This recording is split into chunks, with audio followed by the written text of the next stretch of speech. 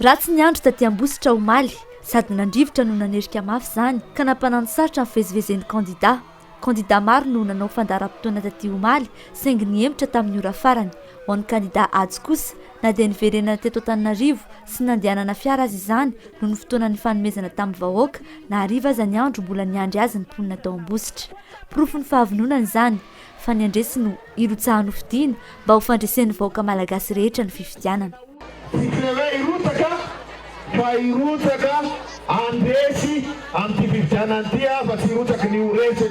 Ny zava-bitan'ity kandida ity tamin'ny matompona ndraiky mpanjakana azy teo anivon'ny primature misahana ny fampandrosoana sy ny fanajariana ny tany dia ampilazana fa olona mahavita azy Hajo ho kosa ny Dr Iary Lazarazafy Maleo ao anatin'ny komity mpamonoana ny kandida Hajo ANDRIANAINARIVELO tao Ambositra.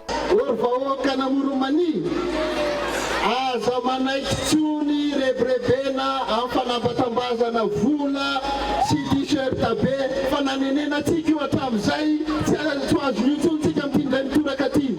Jereo ny zava-bitany kandida isan'isany, jereo aby ny zavatra nataony. Kandida ray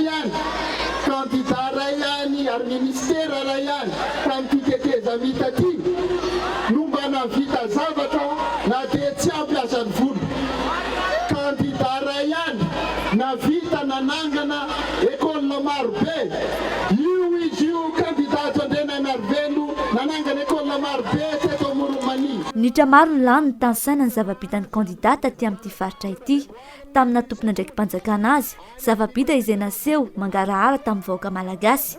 Tsy ny anarandray teto ny entina nangatabady, tsy ny fiaviana ihany koa no naindraindra na herim-panjakana no narentirenty fa ny herim-bahoaka miandrandra fiovana marina no ny fandresin-dahatra.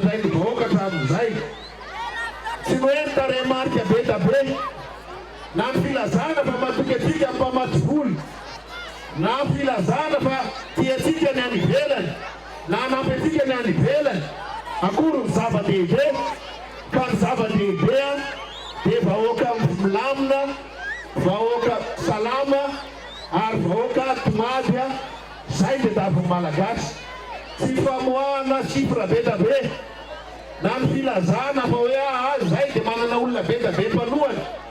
Betsaka ny nanohana amin'ny malagasy, betsaka ny nanohana amin'ny Madagasikara fa ny zava-misy hatramin'izay dia mpitondra sy ny manodidina azy ihany dia mahatsara tohana fa isika vahoaka malagasy dia tafiditra ao natao fahasahiranana foana.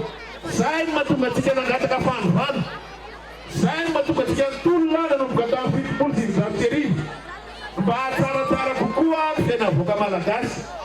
Ka aminay tsotra ihany nitaremarika tinay hoito dia vahoaka malagasy mira, misy vary, misy loko obliany. Nazava ny vinam-piarahamonina vavasa voalohany ny fampidirana an-tsekoly ny zaza malagasy rehetra ary tsy andoavam-bola. Manaraka izany ny fametrahana rafitra matotra hitantanana ny raharaham-panjakana olovain'ny mpitondra manaraka, faranana ny krizy, averina amin'ny laoniny asa sy ny asa-panjakana, afaliana no namarana ny fiaonana teto, afaliana azo antoka fa hitoy aorianany 5 Oktobra raha ny fientanan'ny vahoaka Ambositra nandray ny filoha Hajo ANDRIANAINARIVELO.